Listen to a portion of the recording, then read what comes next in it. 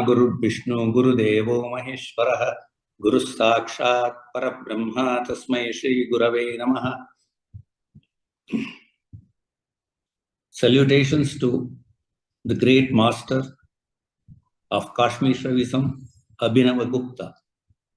This talk is dedicated to Abhinavagupta of 9th century, who gave a complete structure to Kashmir Shaivism. So let me begin with thanking all the organizers to give me this first opportunity. It's a maiden speech I'm doing about spirituality. So I'm quite excited to share what I have learned. It is more a Sikaya Vagnan than actual fully realized practice, but I think it should be shared in order that many more people can actually look into this aspect of Kashmir Shaivism. Basically, Kashmir Shaivism is a non-dual school, just like our Advaita Vedanta. There are two non-dual schools. One is Advaita Vedanta, another is Kashmir Shaivism. Though both believe that there is only one supreme consciousness, andre onde ondu Vishwa Prajna ide anta nambudunu, they somehow have different approaches, and it is very interesting to know both approaches. And then I will dwell upon more details of Kashmir Shaivism. The basic understanding is what is the relation between Jiva, Jagat, and Ishvara is all that we need to look at. Jiva and Ishvara are one in non-dualism. So the definition of non-dualism is Jiva and Ishvara are one. That means you are Brahman according to Advaita Vedanta. You are Shiva according to Shiva consciousness. According to Kashmir Shaivism. Basically, both are monistic schools of thought, both are non-dual in nature. Now, what is it that one tries to do when you know you are Brahman is to make this individual consciousness, Namma individual prajna idiyala, a prajna we want to take it to supreme consciousness, that is Vishwa Prajna. Adu nanu onde ondu arivu bandaga, that is what is going to be us with being with God consciousness. God consciousness is either Brahman or Shiva, it doesn't matter, it is supreme consciousness. First of all, you have to understand what is consciousness. In order to understand, prajna andre enu anta artha agಬೇಕು first. Prajna andre igondu Google car madidare, ಈಗ driverless car has been made. This driverless car is passing next to you in a signal and stops. Your car also you are driving and it stops. What is the difference? There is no driver in the car. It is driven by AI and IoT sensors. But your car, you are the driver. The difference between that car and this car is, here the driver has a first person consciousness. He is aware of his surroundings. He is aware of the color. He is aware of his car seat. He is aware of everything. That awareness of self-existence is consciousness. So that is called first person consciousness. This first person consciousness is easy to explain for you to know what is prajna. So the prajna is that part of your awareness in which the Google car, which is driven without anybody, which runs better than you, which is controlled better than you, but you are a better driver because your first person consciousness is added to that. That is how the first consciousness is decided. So it is being, it is a being, it is self-existing, and it is awareness. That is the present definition I am giving from Advaita. I am going to go to Kashmir Shaivism and give you a different definition of prajna. Now, if you see what exactly did Advaita do, I am getting into the first approach of Advaita. It said Tat Tvamasi. That means you are that, you are Brahman. That is one declaration. Then it said, what is Brahman? It said, Satyam Gnanam Anantam Brahma. So it said, Satya Gnana Anantam Brahma. So then what happens? So you become Satchitananda. Sat is infinite existence. Chit is infinite consciousness. Ananda is infinite bliss. So you realize you are nothing but that, and Tattvamasi, that realization is what is the Jiva and Ishvara combination. Now, in this very important thing is what happens to Jagat? Jagat is what you see in every day. You are meeting people, you are having samsara, you are having objects, you have got multiplicity, you have emotions, you have body, all that is going on. So, what is this Jagat? What is this samsara? The Advaita Vedanta says this is nothing but avidya and maya. Avidya is ignorance, maya is illusion. So if you think avidya and maya are overcome at an outside level, bahya worldly, if you overcome that, then you are nearing Brahman.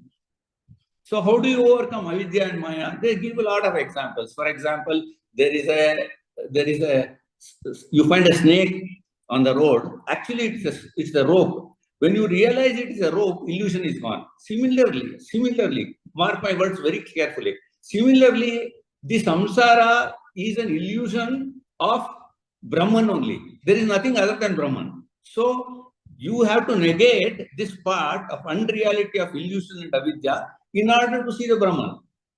So once you see everything else is not Brahman and you come to the attributes of Brahman, which is Satyam, Gnanam, Anantam Brahman, you reach slowly in the outside world near to Brahman.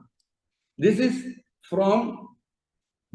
means, there is a lot of discussion on this. We are talking of deep Vedanta, where it says that the appearances are all actually like waves, which appear in the consciousness. Consciousness is real. So what appears is also real in the sense that it's a part of consciousness, but it is not real as you think the samsara is. So therefore, samsara is maya. That is the kind of explanation Advaita and Vedanta gives. So what is their method? So their method is, one is to negate neti until you reach the realization of Brahman. So they go on doing neti. Neti means, no, this is not Brahman, and that way. Now they also give a lot of prescription for inward journey. They say you are not the body, you are not the mind, you are not the intellect, you are not the perception, you are not the feeling, you are not the thought. And very importantly, how to understand this? You sleep, you dream, and you are in waking state. In all these states, who is awake? Who tells you when you get up, I slept very well? Who tells you what dream you had? In your waking states, though you are not aware, there is somebody watching you. This particular concept is called witness consciousness. That is Sakshi Prajna. So you have touched the Sakshi Prajna, provided you have negated through meditation or through Upanishads or through insights. If you negate body, if you negate mind and intellect, so you treat yourself, individual self, as separate to the body, mind, intellect, and separate to this, the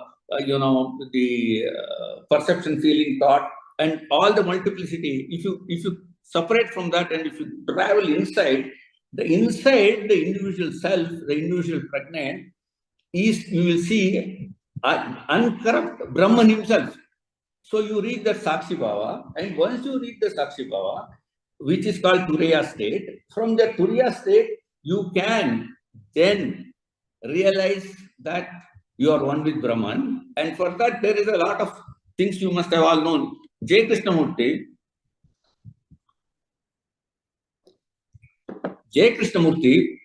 said observer is observed. That means if observer and observed become one, then you are merging. How is observer and observed become one? There is no subject and object. Drop it. Same way, if you drop, Buddha said, in observer and observed is okay. But can you see observing itself? Only observing. So you go into observing and go to Shunya. So the Advaita philosophy is happening like this, that you basically go deep and realize Brahman. And so that is a very interesting. Ramana Maharshi said, ask who am I? Nani yaru? Not Nani yaru is important. Who is asking Nani yaru is important. So you have to go deep into finding out who am I. If you are going inside you and finding out who is asking this question, who am I, then the realization of Sakshi Prajna starts happening. This Sakshi Prajna can also happen in Advaita Vedanta itself due to other methods also. There are also a lot of meditative techniques and all that has come into Advaita now, which basically drives you to realize Brahman. So this is an overall introduction of Advaita, because Advaita is very important for you to understand in order to move to Kashmir Shaivism. So I will go now to Kashmir Shaivism. Kashmir Shaivism is not negative. Kashmir Shaivism is totally affirmative. As you know, both the non-dual schools say Jiva and Ishvara are one, that I have told you. Now, what about Jagat? Kashmir Shaivism says Jagat is also Shiva. It is a Shiva consciousness all over. Shiva consciousness is in subject, object, in the seer, in the seen, in the observer and the observed, in the process of observing, in the process of perceiving, everywhere Shiva. So Shiva consciousness is in Jiva, Jagat, Ishvara. This is the beauty. So it is self-affirmative. It is saying that you accept everything because it comes from tantric schools. Tantra basically says acceptance of everything. They don't negate anything. Everything is Shiva Tattva. Everything is Shiva. So once you have that kind of an understanding, you will be able to use every opportunity as a vessel. Every opportunity. You do not create a duality inside. No, this is not Brahman. This is not this. This is not this. You start accepting everything. When you accept everything, those becomes the vessels. The same thing becomes the vessels of attaining Shiva consciousness. So they say body, mind, intellect, everything you use to get at Shiva. So their journey is different, but they also understand and say Shiva is a non-dual one consciousness. But let me give some background of how this Kashmir Shaivism came, so that we go more deeply into what is Shiva consciousness. It started with Agamas. Agamas had Shiva Sutras, and Shiva Sutras were revealed to Vasugupta in Kashmir on rocks. So from there, he had two disciples, Vasugupta. He had Kalatha and Somananda. Kalatha, this is all around 9th century. Kalatha wrote a book called Spandakarika. And what is this Spandakarika? I will explain. Spanda is basically vibration energy. Vibration energy of Shiva and Shakti, that is Jiva and Jagat. When Shiva and Shakti consciousness becomes one and separate, there is the only connection is Spanda. Imagine in our physics sense, it's like a black hole which is stagnant, which is Shiva consciousness, unchangeable, unchanging, indestructible Brahman, just like Advaita. That is Shiva consciousness. But the Shiva consciousness through Spanda gives a world of complexity of a consciousness which he is aware of, which is inside him. That is called Shakti. So Shiva and Shakti is what is connected with Spanda. So he started first a book called Spandakarika. Then came Somananda, who said Pratya Abhigna. Pratya Abhigna. Pratya is Abhigna is recognition. So they say what happens when you realize you actually re-recognize. Re-recognize what? Oh, re-recognize, oh, I have always been Shiva. I have always been a supreme consciousness. I have always been Brahman, if you want to say like that. Re-recognition is called Pratyabhigna. So what is this re-recognition? Re-recognition has two things, memory and recognition. For example, you met a 30-year-old classmate. When you see his face, you are not able to see who he is. But then the memory and recognition comes and says, oh, Srinivas, I know you for so many years. I suddenly had forgotten. So you re-recognize. Same way, you re-recognize Shiva consciousness. You have been Shiva consciousness all the time. You now know that you are Shiva's consciousness. This is what is Pratyabhigna. So Kalatha and Somananda wrote this Spandakarika and Pratyabhigna. Now comes Abhinava Gupta, whom I consider as the Kashmir Shaivism's guru, and whom I revere as a master of beyond any imagination. That's Abhinava Gupta. Abhinava Gupta came in 950 AD, and he was an expert in darshanas, all tantra schools. And then he was actually Jainism and Buddhism he had studied. He had studied Vedanta. He had studied all the Vedas. He was an expert in Sangeeta and Natya Shastra. He knew Jainism and Buddhism. So he was like, an overall polymath. And he actually got his first initiation in a Kaula school. So what he did what is called a Trika system. Kashmir Shaivism is a name that has come because all these people lived in Kashmir, but actually the system is called Trika system. Trika is three: Ishvara, Jagat, Nara, Ichcha Shakti, Gnana Shakti, and Kriya Shakti. So these are the energies, and the Ishvara, Jagat, Nara being the relationship. This was the Trika system, and in the Trika system, he said that there are 4 subsystems. So let us understand what are they. The first one is called Krama system.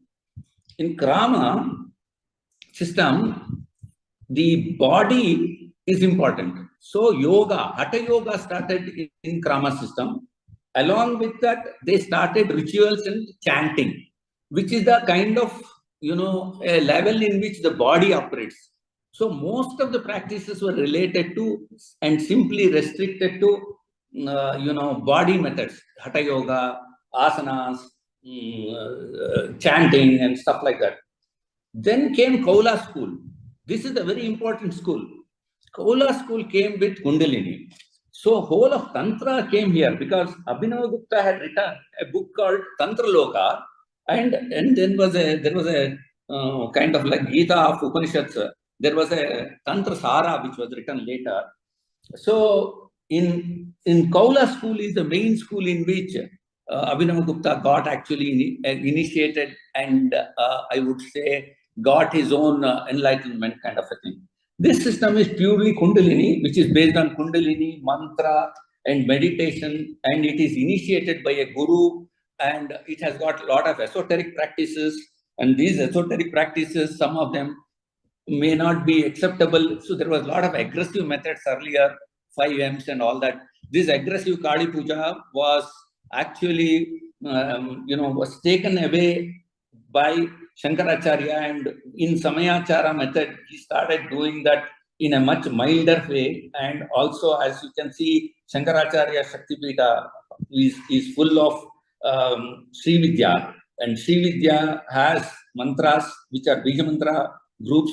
I'm kind of a practitioner of Sri Vidya. So it is actually coming from Kaula school, but I would not say Kaula completely because Shankaracharya modified it. So let's not talk about it as a separate school. But it is very strange that it is an Advaita school. So it is very interesting that, this particular thing happened. So this mantra and meditation and Kundalini systems of raising the chakras and all that is in Kaula school. Actually, the Kaula school has some tantric practices, esoteric. I would not like to talk about too much about it, but that was also there. It's like the cosmic union of Shiva and Shakti is the pulsating creation of the universe is one kind of method. So there are certain tantric practices along with that, which is actually done as a prayer, which is done as serving to Shiva. And every Tantra school, whatever they do, is actually an acceptance of the body, mind, and everything, and also as an offering to Shiva. So they do not move away from Shiva. Shiva is always on their lips in the consciousness. So these esoteric practices are also to be considered as a part of that. Next is Spanda. So Spanda school, this is the subsystem created by Abhinava Gupta. So I'm not digressing. Krama system, Kaula system, Spanda system, and Pratyabhigna system. These were the subsystems which was created by Abhinava Gupta, and he gave the shape to Kashmir Shaivism. So if you look at Kaula school going to Spanda this is completely contemplation and meditative. So in Spanda, along with tantric practices, you move near to understanding the vibration, the pulsation energy, which is almost the physics is saying that all this is vibration, all this is energy. And let us say coming from a non-active black hole, which is Shiva consciousness. So that is the starting point. Then came Pratyabhijna, which I have already told you. Abhinavagupta said that re-recognition of universal self of Shiva and memory plus recognition, realization is the recognition of being you are universal consciousness. Ultimately, if you realize you are universal consciousness, the game is over because then you are not there. See, both subject and object cannot remain when observer becomes observed. That is what JK said. The same thing is going. And in fact, there is a lot of work which Osho has done on this, and they are extraordinarily brilliant. It is also related to Tantra. But what JK and what Osho have done have some kind of bearing on whatever I am talking. So this is, and Shankaracharya's reference I have given through Sri Vidya. And it is not directly, I would not relate it to directly to Kashmir Shaivism. It's a pure non-dual school of Shankaracharya. But there is this element, if you see Lalita Srama and Saundarya Lahari, you will see the reference to the chakras and the kundalini. And Sri Vidya is, of course, more into mantras of Shakti. Okay. Now, what is this connection we are talking about? Shiva and Shakti, or one consciousness and the consciousness of manifestation. You see multiplicity in the world. You say it is one consciousness. How it has become non-dual then? How are you saying still Kashmir Shaivism non-dual? So there comes the explanation. One Shiva actually creates the other consciousness about which he is conscious. Shiva is conscious of the consciousness he creates, and that power is called Shakti, where multiplicity comes in. So there is a Kashmir Shaivism explanation to this called Prakasha and Vimarsha. Prakasha is light of consciousness, unchanging, self-existing Shiva's consciousness. Then he makes a reflective consciousness of Shiva consciousness, and in this reflective consciousness, andre ಒಂದು ಪ್ರಜ್ಞೆ ಇದೆ, ಶಿವನ್ ಒಂದೇ ಪ್ರಜ್ಞೆ ಇರೋದು. ಆ ಪ್ರಜ್ಞೆನಲ್ಲಿ he contemplates and becomes conscious of the content and creates a reflective consciousness in which the multiplicity of the world lives as Shakti, and it is dynamic and multiple and Astitva. So he is actually creating that through Spanda. So this Spanda and understanding of these two consciousness as a reflection is very important. So it's the same consciousness, Shiva, undoing, unchanging, and then you have Nirguna also in Shiva, which is static consciousness, but the reflect consciousness, which is pulsation of multiplicity. Now let us go to Shakti. What is the consciousness in what is meant by consciousness in Kashmir Shaivism, and what is this reflective consciousness? Let me explain a little more. The Shiva consciousness says all that is in consciousness, everything takes place in consciousness. Andre ellanu consciousness alli nadeyodu. Consciousness is the total one consciousness, and consciousness in which everything takes place and everything is ease. Everything is ease. If you read Aparoksha Anubhuti of our great Shankaracharya, finally his base, Aham Brahmasmi is the first declaration. Then you drop Aham, then you drop Brahma, and only Asminas. Asminas is what isness we are talking about. It is a simple one consciousness that is there, which is ease, and in which everything happens. So consciousness is nothing but being and existence itself. Awareness is identical to yourself. So the being in consciousness, whatever individually, what I am myself, awareness, that awareness is the same awareness which Shiva has. So basically you are Shiva. That's what's happening. So now how do you explain this Shiva and Shakti concepts? I will tell you.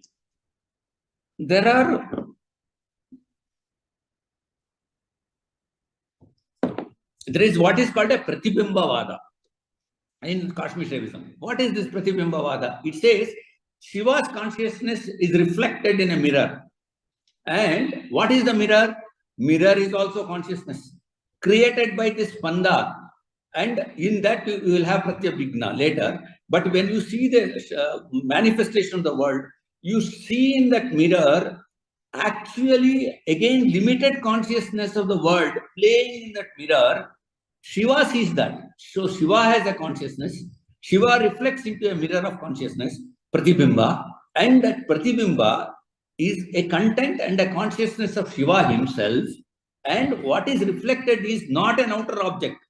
It is an object of the universe which is reflected inside the mirror as consciousness again. So the complete affirmation of Jiva Jagatishvara is made in Kashmir Shaivism.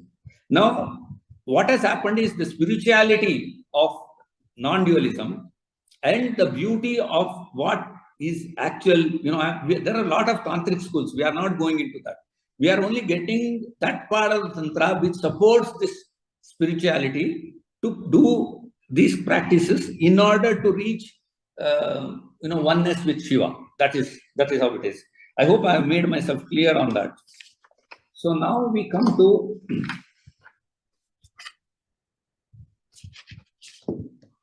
one second, please. Yeah. Now, so that is how we have done. Now, why does Shiva do all this? So Shiva does all this because there is a concept called Swatantra. Shiva has his own free will to create and play, and that creation is in this mirror in which consciousness is in the multiple objects. Multiple objects are also conscious, like you and me are also consciousness in that mirror playing. That is, limited consciousness. It is not infinite consciousness. The infinite consciousness is Vishwaprajna. The individual consciousness we are playing, but that consciousness is also part of Shiva. This is, all philosophical schools agree to that. So the consciousness of Shiva, which is there, and the supreme consciousness, which is the Vishwaprajna, both are being same, is reflected in a mirror of consciousness of Shiva himself, which is called Shakti, so that the dynamism and all come. So Shakti is the gateway. Shakti is the method. Even if you see Sri Vidya, all the things, through Shakti we enter into Shiva consciousness. So Shiva is like dormant. Shiva is like lying there and, non-doing, unchanging. And through Shakti, which we use affirmatively, positively, everything that is available in Astitva, in order to reach Shiva consciousness. That is the significant difference between non-dual school of Advaita and non-dual school of Kashmir Shaivism. That means one is negating the Jagat as calling it Mithya, and here they are calling it is real and calling it also Shakti, and they are saying it is nothing but Shiva consciousness. So there is one consciousness, therefore both are non-dual. This is how it comes. So therefore, to realize Shiva consciousness, everything is open to us, everything is clear to us, everything is available to us. So one thing that happens is you do not have to divide yourself into this is not my body and then body cries. You don't have to do that, because in this system, you are affirmative about body, mind, intellect, everything. But at the same time, you have to use them as vessels to do that. And there are upayas to do that. Now, that is what I was searching. Anyway, I remember, so I will tell you. The Kashmir Shaivism is not a purely philosophical stuff. Kashmir Shaivism also gives upayas to achieve what all I have talked about. First upaya is called Anma Upaya. Anma Upaya is nothing but related to body. In the body, it tells that you can use your body and do chanting and what I told you in Krama school, chanting, and you can do a Hatha Yoga and you can do some breath control, you can do meditation, and you can reach with Anma Upaya only individual self. Then there is Shambhava Upaya and Shakti Upaya. Shambhavi is Shakti. So that will be again Kundalini, Sri Vidya, and chanting of mantras given by a guru. Tantra schools are all in Shambhavi Vidya methods. Then it says Shambhopaya. Shambhopaya is Upaya of Shiva. Shiva in his 112 sutras to Parvati has given in Vijnana Bhairava Tantra what exactly you should do to achieve these things, techniques. Very, very, very, very interesting. What he says, first take the breathing exercise. He says, when you inhale, you stop. There is no breath for a small second. That is being with Supreme Consciousness. Then you exhale. When you exhale, You inhale and you exhale. Watch the turning points of both inhale and exhale. Those turning points are your realization points. These are the techniques. Or he will say, stop technique. You are doing something, you become a statue and observe. Third, he says, there are 112, so I'm telling you only three. The third one he says is that you are going from a dream state to the sleep state. When you move from dream state to the sleep state, can you know when that shift is happening? If you are able to know when that shift is happening from waking state to sleep state, forget dream. From waking state to dream state, waking state to sleep state when you are going, there's a point in which the sleep comes. What is that point at which the sleep comes? Are you aware? No. You don't know when you went to sleep. You went on the bed, you rolled on the bed, you didn't get sleep, but you don't know when you got the sleep. Can you be aware when you got the sleep? That point is the turning point. This is how Vijnana Bhairava Tantra explains. So if you are able to go from waking state to sleep state with awareness, you will be okay. Same thing he says for dream. You start attaching in every dream where you are in the dream. Make it as a practice. After some years, you may be able to see yourself in the dream, and you know you are moving in the dream. So these are techniques of awareness, of using body, mind, dream, everything in order to reach consciousness. This is called Shambhavopaya, which is called Vijnana Bhairava Tantra 112. Osho has written 960 pages on this. And each technique is wonderful to different people. I always believe, like we have different blood groups, and one blood group is different to the other blood group. In spiritual chemistry also, we have different spiritual chemistry groups. Some of us will get attracted to mantra, some of them will attracted to X guru, Y guru, and some of us will get attracted to something to do with, Vijnana Bhairava Tantra. So out of 112, only 4 will appeal to you. Try it out, and what appeals to you and what works with your body chemistry and spiritual chemistry, accept it and do. Because in Tantra, you can do everything, and what is accepted, you can practice. So there is no negation. So this is how Kashmir Shaivism has worked. So I would end my talk. I don't know what is the time. Yeah, I think I'm okay. So I would end my talk by saying, so hum, Shiva I am. Then I say hum sa, hum aham sa Shiva. I am Shiva. Then I say Shivoham, Shivoham, Shivoham. Thank you.